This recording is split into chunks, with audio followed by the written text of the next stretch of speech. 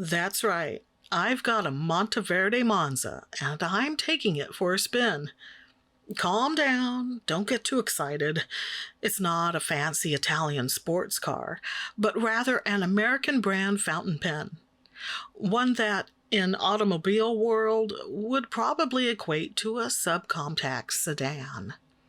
Hi, I'm Irene, and this is Inkworks.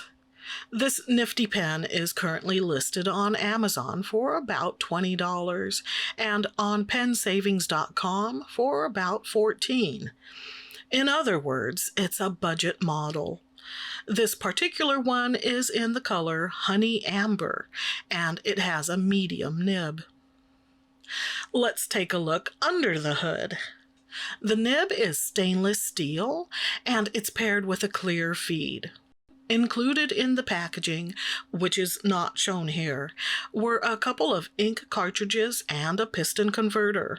That last is what I'm using here. Filling the tank for the first time will be Diamine's Tobacco Sunburst. This ink was previously featured in a doodling session several months ago, but I can't get enough of the color. And in just a couple of minutes, you'll see for yourself during the test write. I'm going to take this moment to apologize for the shadows.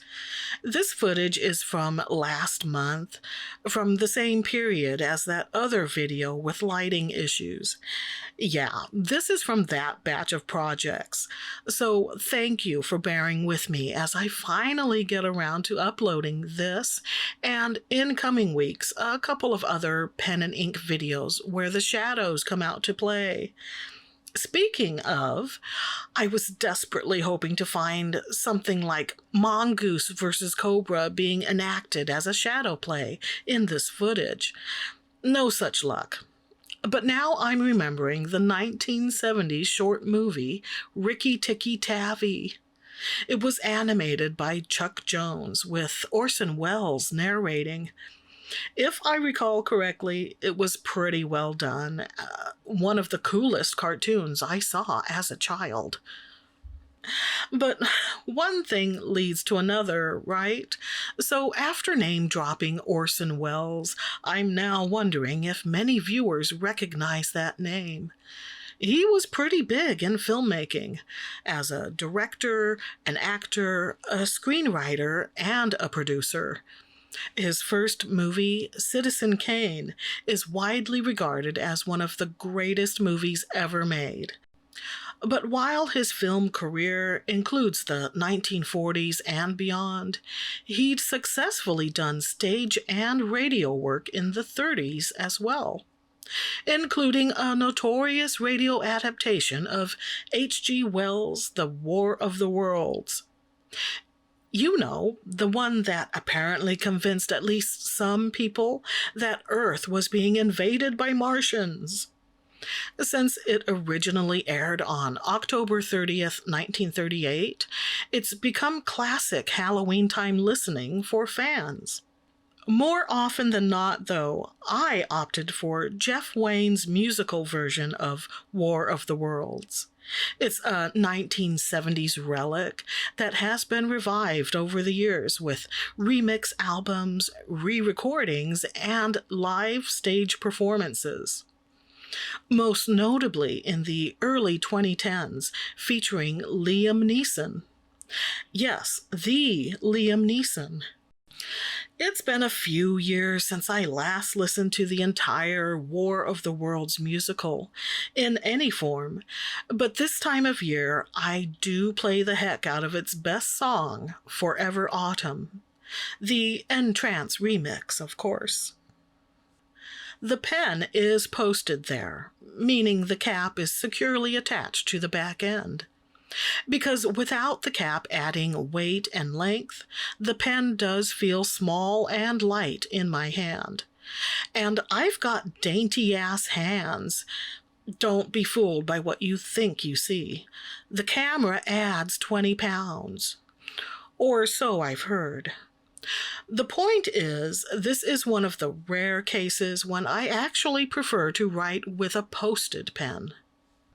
There is only a slight step down from the barrel to the grip section. That means you can place your fingers as you like without fear of an uncomfortable pressure point. And if there's one thing we want from our cars, I mean our fountain pens, it's writing comfort. Yeah, this works. For me, anyway. Your mileage may vary. Transparent pens are called demonstrator pens. I assume because they show the inner workings. Often they are completely clear, but they can also come in see-through colors such as this honey amber. Personally, I like demonstrators. Seeing the ink and how it moves inside kinda tickles me. The nib is pleasant, with only mild feedback. It and this ink handled rhodia paper fine with no skippage or feathering. The same goes for its off-camera performance on Clairefontaine paper. When I first heard of Diamine's Gibson Les Paul guitar series of inks, I was intrigued, but it wasn't until I saw it demonstrated in a video. The Stationary Dev? It was on the Stationary Dev YouTube channel. He was swatching his favorite ink from each color grouping, and this Tobacco Sunburst was his selection for the brown category. Well, it was an instant case of ink envy. I'm already a brown nut.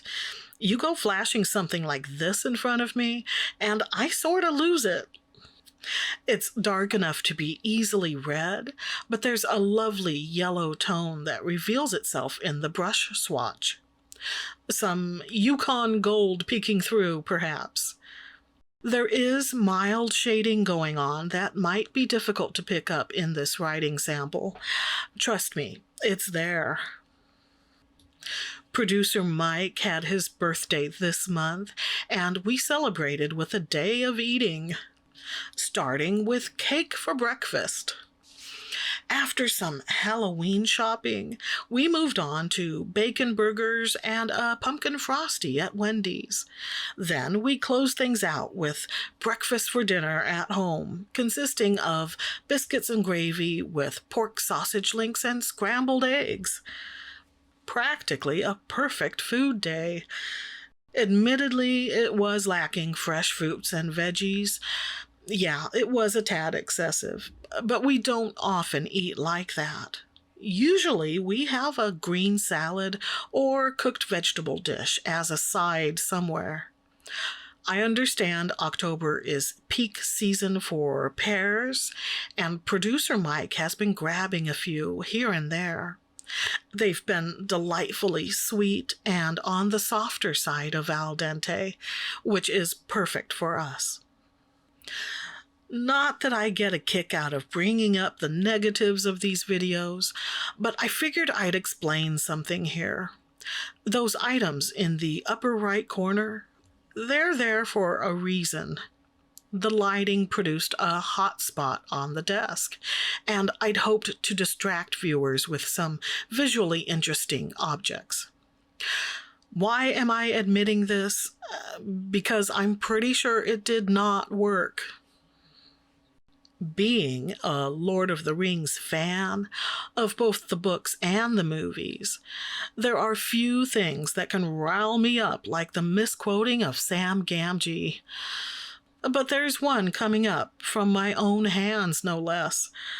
For those unfamiliar, it's from a scene where Sam bemoans a lack of potatoes after being offered raw rabbit for lunch.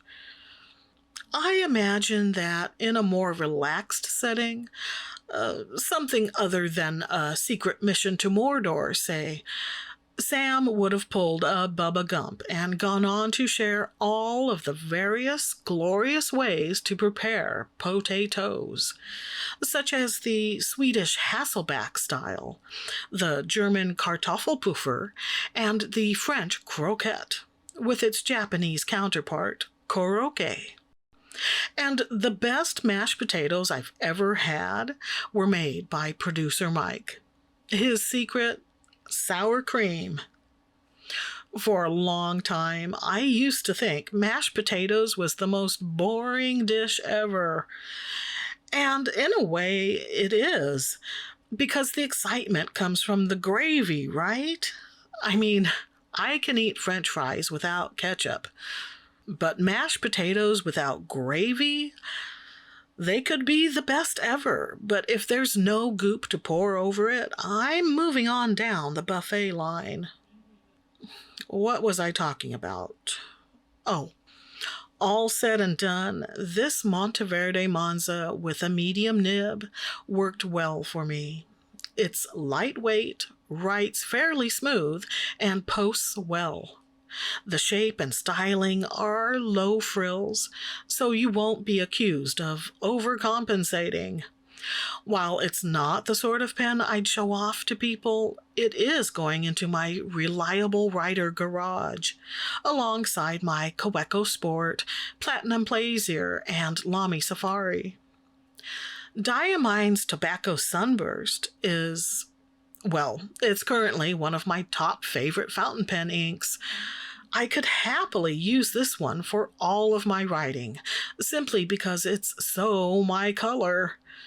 That said, I do find Diamine's inks to be very well behaved, and their pricing is friendlier than a lot of other brands, especially if you can catch a bundle deal on Amazon, like 6 30 ml bottles for less than $30. Seriously, that's how I've gotten most of my Diamines. Thanks so much for watching and staying until the end. There are some wonderful people who keep coming back, clicking thumbs, and leaving feedback. You rock! And to any newbies here, a big welcome. Hopefully, it won't be your last visit. I mean, there was a lot of brown, wasn't there? I'm happy to share this pen and ink session. I got to blabber on about this, that, and the other, and you got to listen to it. Win-win. Until next time, whether you've got 5 or 50, remember to keep your pens tuned up so you can take them out for a spin now and again. And stay inky, my friends.